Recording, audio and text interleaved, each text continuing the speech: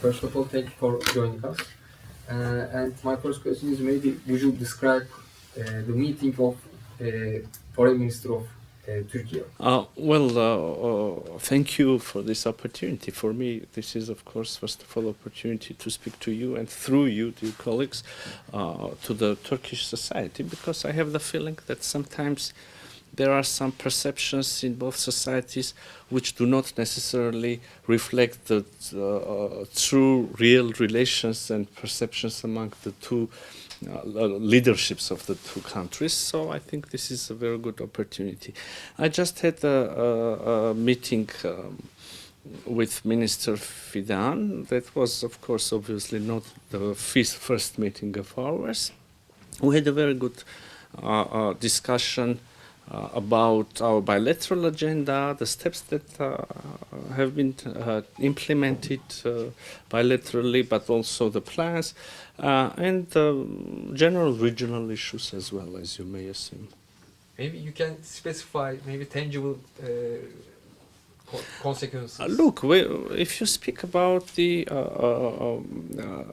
Armenia-Turkey bilateral agenda, several tangible steps already have been implemented, like the using the airspace, like the two specialists from the two countries, they made an evaluation of the infrastructure on Markara, Alican ground passage, the checkpoint on the border.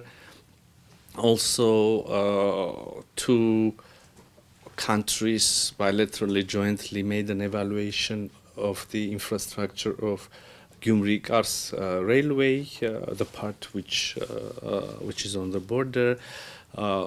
Several days ago, specialists from two countries met in Turkey, specialists from different agencies, and the aim is the restoration of Ani historic bridge again on the border.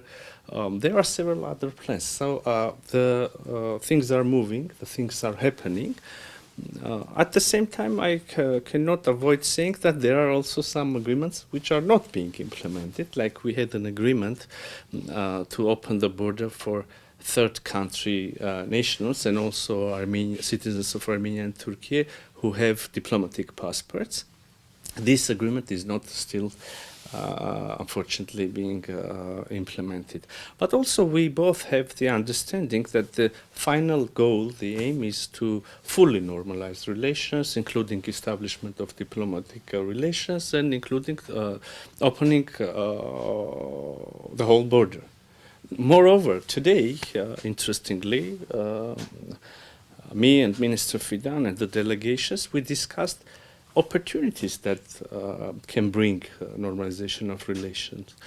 I'm saying this to show that our dialogue is not only about merely establishment of diplomatic relations and formally opening the border. It's about a huge trade that can take place between two countries. It's about, and we have discussed some joint energy projects, transit opportunities. Moreover, we have touched upon the topic of cooperation on international fora as well, because the reality shows that sometimes when it comes to, for instance, to Middle Eastern issues, our views, our perceptions are closer than one could assume. So there are lots of opportunities. During today's session, you also mentioned, but I still want to ask maybe one more time, maybe additional information you can give. So about a month ago, a significant development took place. Azerbaijani Foreign Minister Ceyhun Bayramoglu announced that peace talks with Armenia had been concluded and that both sides had agreed on a potential draft peace agreement. So what is the current status? What is holding up the signing? Mm-hmm. Have discussions begun, or they are ongoing regarding a date and location? Is it too hard to specify that? And also, is there any possibility that Turkey could host the signing? Or is there a deadlock in the process? Well, of course, this is an important question, and I'm not going to hide it. This is part of Armenia-Turkey general conversation as well. As you noted, we have managed to agree over the text of the draft peace agreement, and it's completely ready to sign. This is quite an achievement. This is, I would say, a historic event, an unprecedented thing. Imagine Armenia and Azerbaijan, after long years of conflict, after the blood that we have seen in our region, we succeeded to agree on a text. Now, we suggested immediately to start consultations with our Azerbaijani colleagues, to start consultations to define the venue and the date of the signing ceremony. Unfortunately, we see that Azerbaijan has a little bit different perception of the issue. They think that Armenia should implement some other things to make the signing possible. For instance, they mentioned the dissolution of Minsk group of OSCE.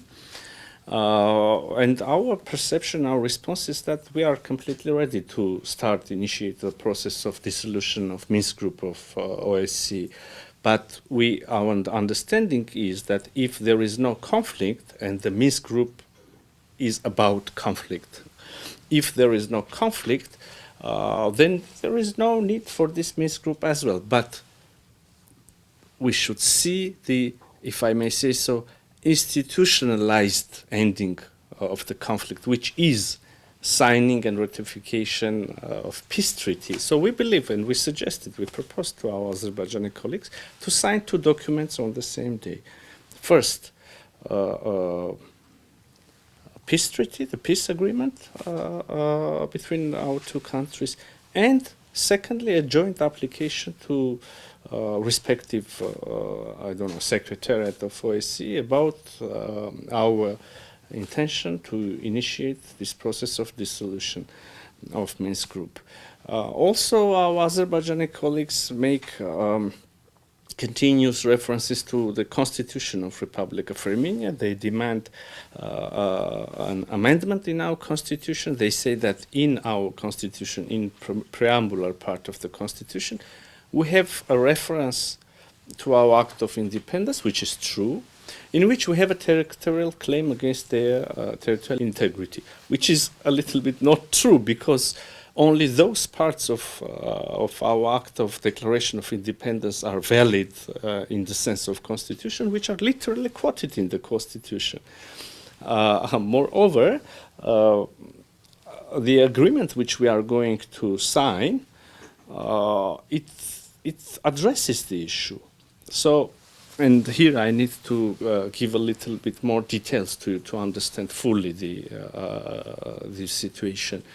So, in the agreement, we recognize each other's territorial integrity within the borders that existed between our countries as Soviet Socialist republics at the moment of dissolution of the Soviet Union, and then they became internationally recognized borders. So this fully addresses the concerns of Azerbaijan's side, otherwise they wouldn't have agreed over the text. And this fully addresses also our perception.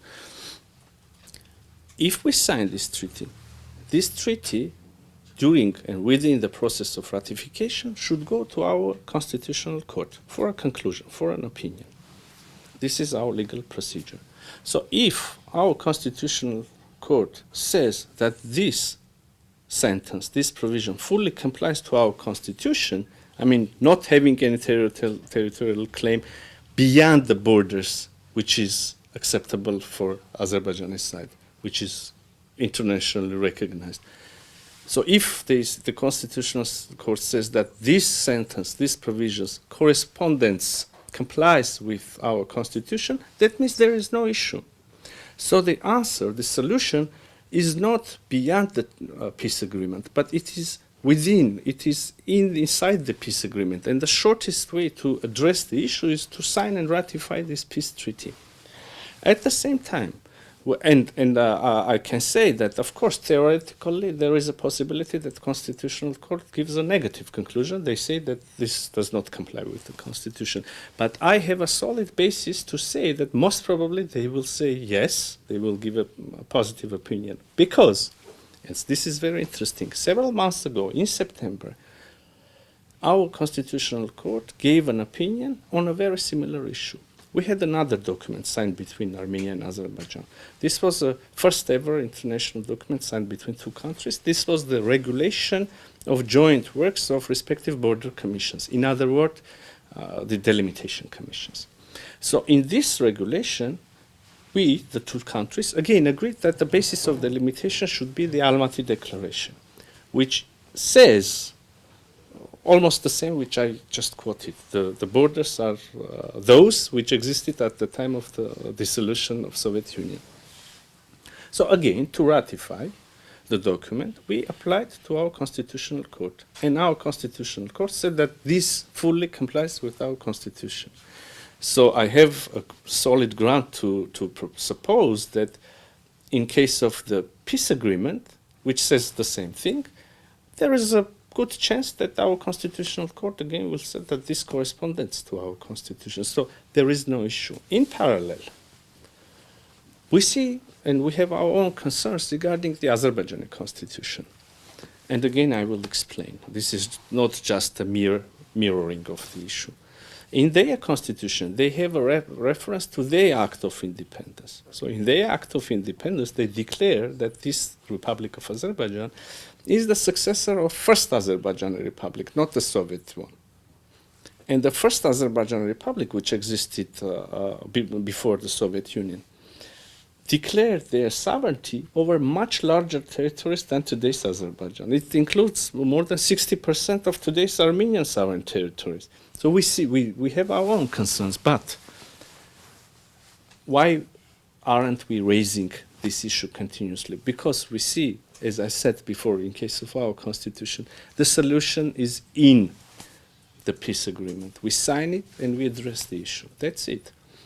So coming back to the main issue,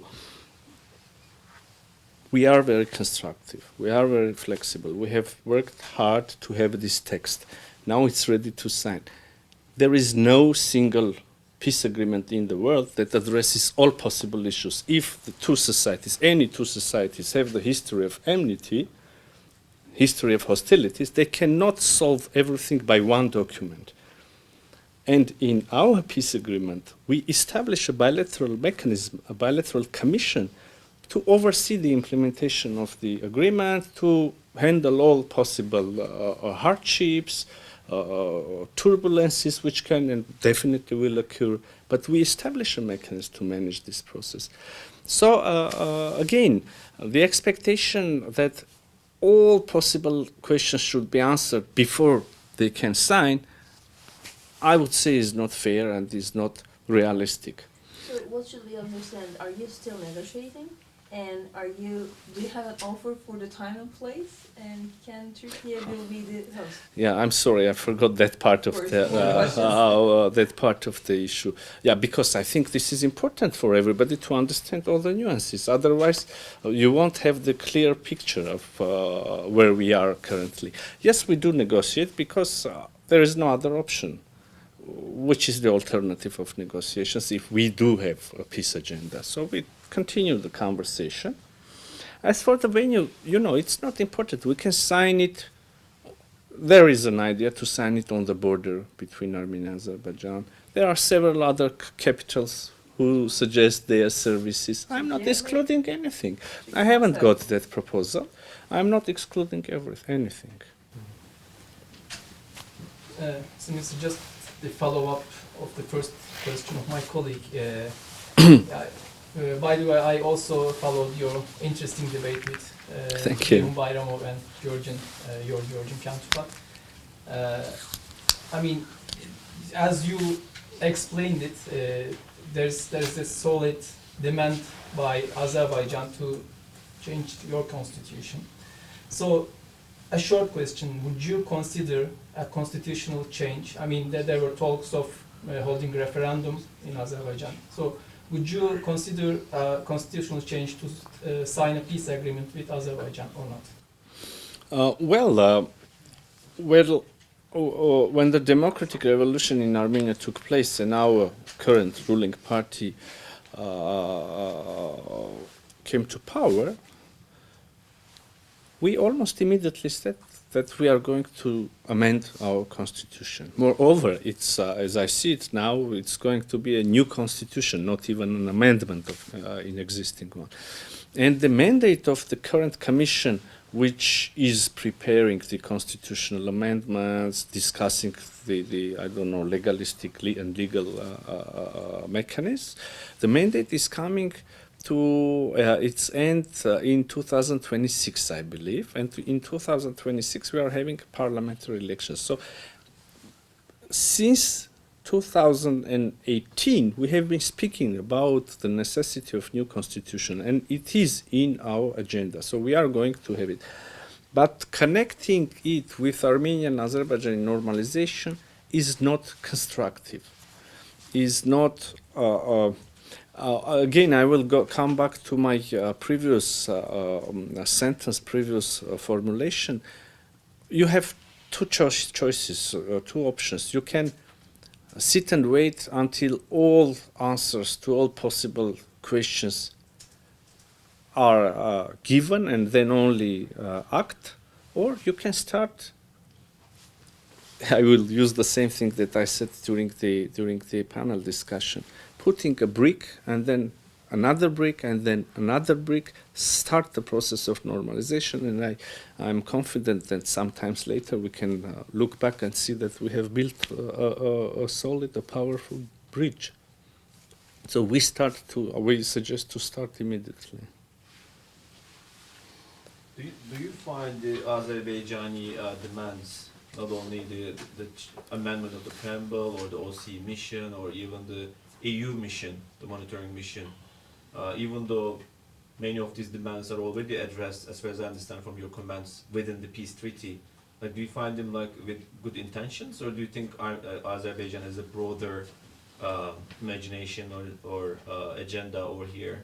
Because as far as I know, you were supposed to basically release a joint declaration on the peace treaty draft, and then it didn't happen, and the Azerbaijanis have basically unilaterally released a statement before you did, and then they made those demands. And it looks like even though this preamble debate has been going on for a while and both sides have been trying to address it, it's still hanging over the treaty. So, and also, my question is very late, and I'm trying to bring my mind into it, but do you think there might be an escalation out of this process? I mean, hopefully not, but like, where is this going?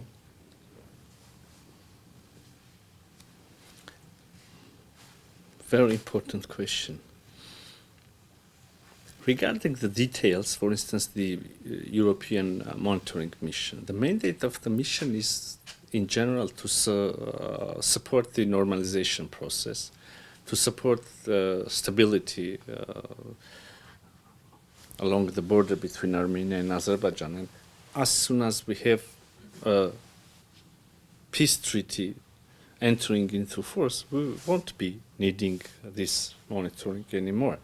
As soon as we have stability along the border, that means that the mandate, the mission is accomplished, and we won't be needing any additional services there. But in general, this is the main problem, I believe. Not the constitution, not the Minsk group, not any other detail. The problem is that sometimes we have the feeling that Azerbaijan just does not want to build peace with Armenia. For what calculations, I cannot say, but we do have concerns that they don't want to finalize the normalization, they don't want to finalize the negotiations, to sign the peace treaty, to, I don't know, there are several other tricks. We have made several other proposals on connectivity issue, on mutual verification and arms control. We have made very tangible and solid proposals. no positive response, and the feeling is that they are not going to, just don't want to finalize this normalization process. They are not going to build peace. Moreover, we also, from time to time, we see the signs of escalation on the ground. We see this escalation in the rhetoric of Azerbaijani leadership, and unfortunately, we see that this escalation has the potential to become an escalation on the ground as well. The Armenian public opinion, for instance, if you look at it, you will find out that citizens of Armenia mostly think that Azerbaijan has further plans to attack Armenia again, to take control over some of its sovereign territories, etc., etc. So probably the answer of all possible questions is in your question. As soon as we find out the true intention of Azerbaijan, we most probably will find out answers to the other questions as well. From your comments, I understand that Azerbaijan still didn't give a definitive answer for further meetings on where to and how to sign this peace deal, right? No, nothing. No news on that. They say that their position is that they are not going to discuss it unless this is done, that the other demand is fulfilled, and then the third thing, and then the fourth thing.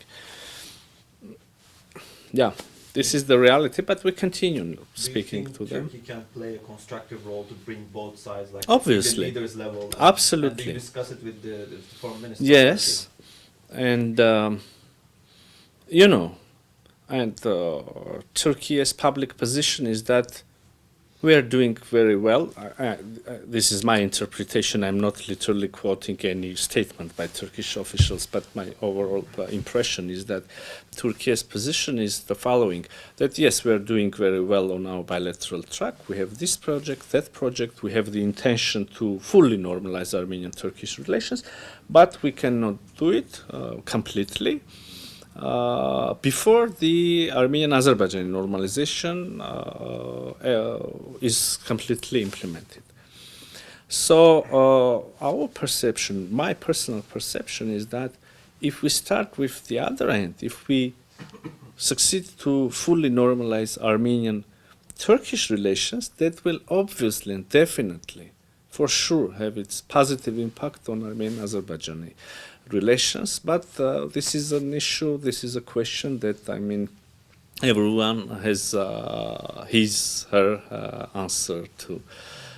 And yeah, if there are different views on that. But you ask me whether Turkey can have a positive role? Absolutely, yes. So today during these meetings, have you set a date to come together, two countries?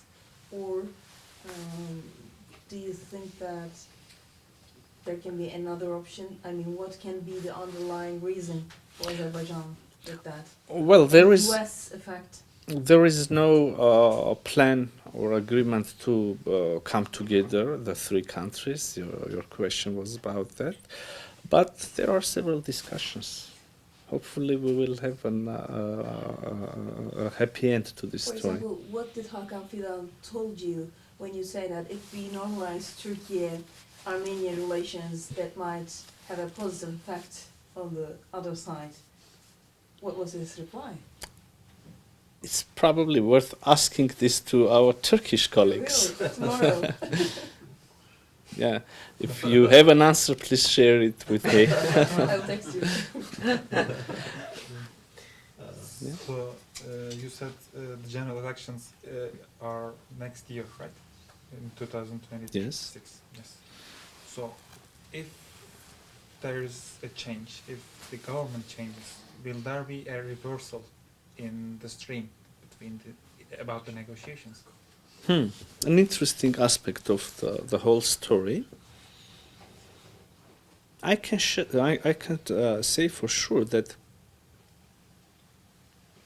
the peace agenda of current Armenian government and Prime Minister Pashinyan finds full support in the Armenian society. Well, of course, there are those who criticize this is how democracy works. I mean, if we don't have an opposition saying different things, then how can we ensure development of the society in any issue, any question? But in general, we have the support of the majority of the Armenian society.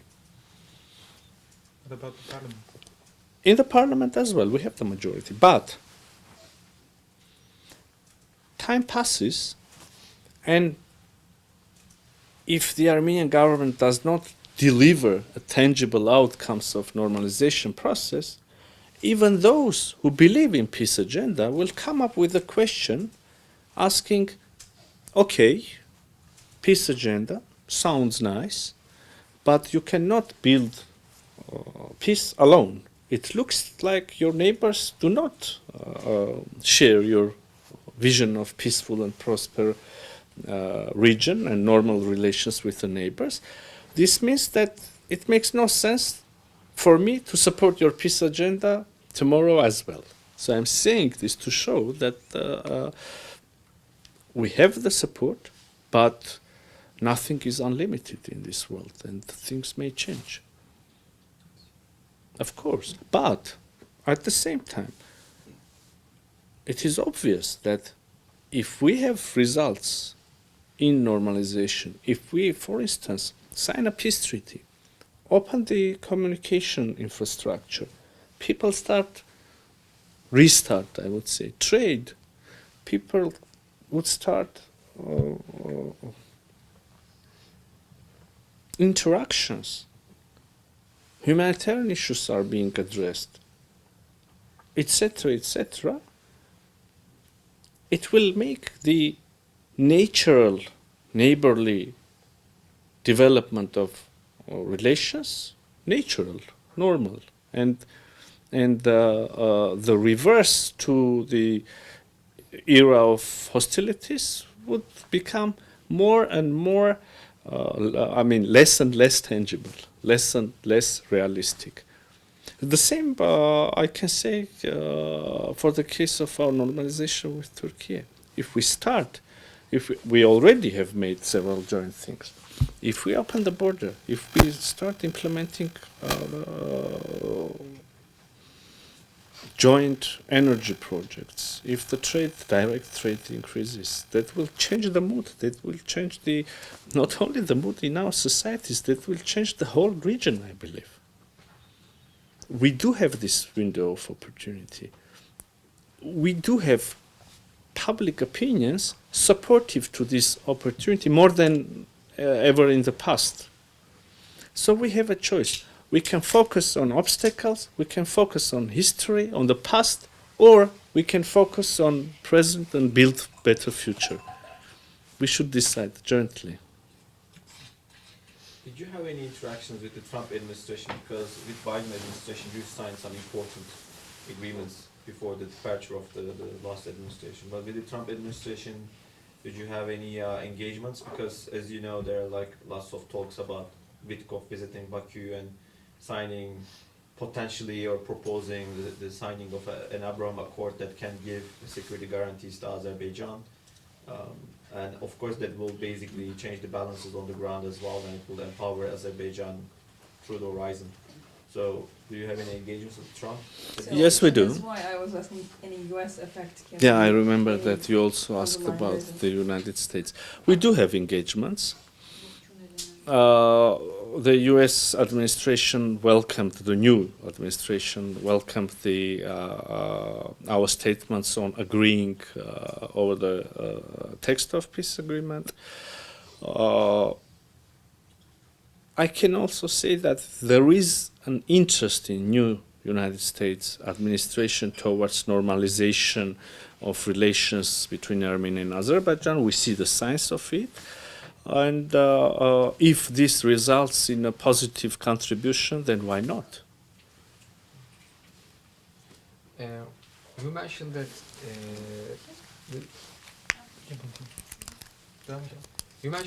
the potential changing mindset of Azerbaijan. Can we say that the public opinion of Armenia has distinctive different between Azerbaijan relations, normalization process, and normalization process of Turkey? You know, to tell the truth, some wounds are still very fresh, and it's not easy. The issues are very sensitive for both societies, I believe, not only for Armenian society. But we also see that I'm not probably to tell an opinion on Azerbaijani society or their public opinion. I mean, that would be a little bit. That would need a little bit more studies or information. But I can say for sure, for the Armenian society, there is a support to the peace agenda. As I said, there is a support to the this normalization process. Despite the fact that the wounds are still very fresh. But also, we should deliver. This is the main issue. We should fulfill the expectations. Otherwise, again, the moods can change. I cannot see huge difference between the perception of Armenian-Azerbaijani relations and Armenian-Turkish relations, except the fact that, as I said, in case of Armenian-Azerbaijani topic, the wounds are very fresh. There are still the humanitarian issues that are not addressed so far. But there is readiness in both cases, I believe.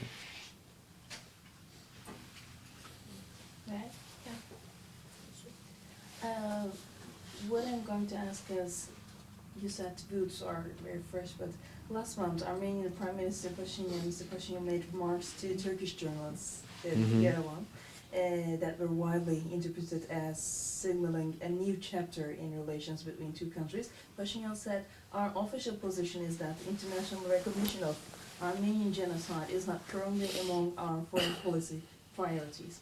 So do you believe this issue, long a source of tension between Turkey and Armenia, can finally be resolved?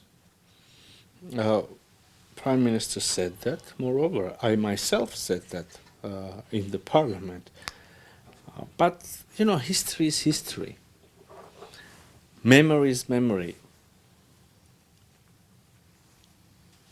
It could be very hard to forget the ancestors and forget the history. But one thing is paying tribute to the past, to the history, and completely different thing is living in the history.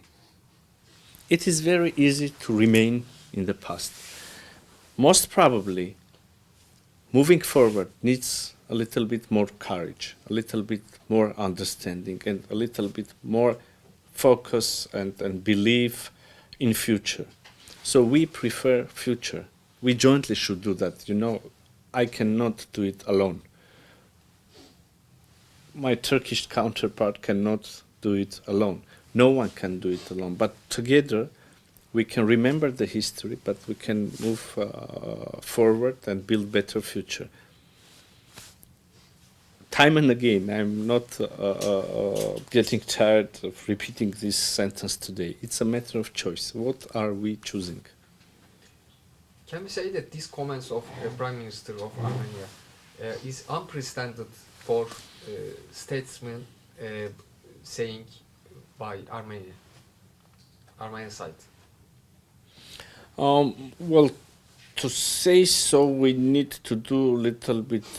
We need to dig a little bit more deeper.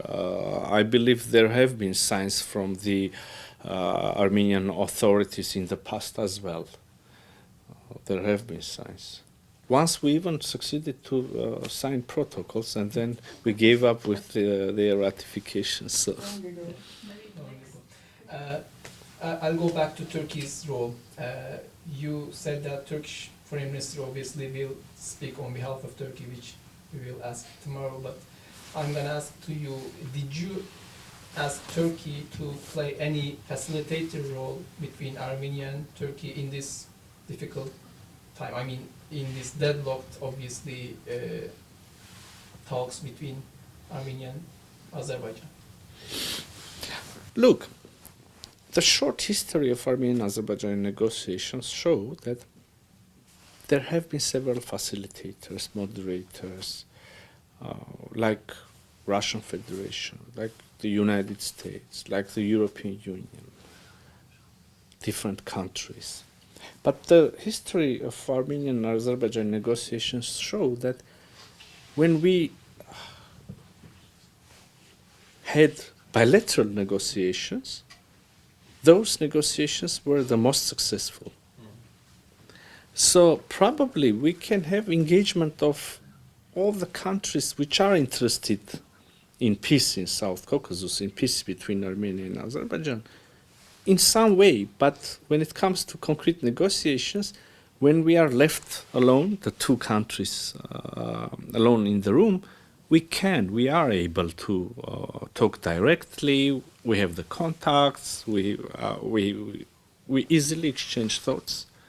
So, in terms of technicalities, we don't have any problem. So we don't probably also need any other facilitation. But again, all the countries which I mentioned, most probably some others as well, they can have a positive contribution. So the involvement should not be limited to facilitating the negotiations.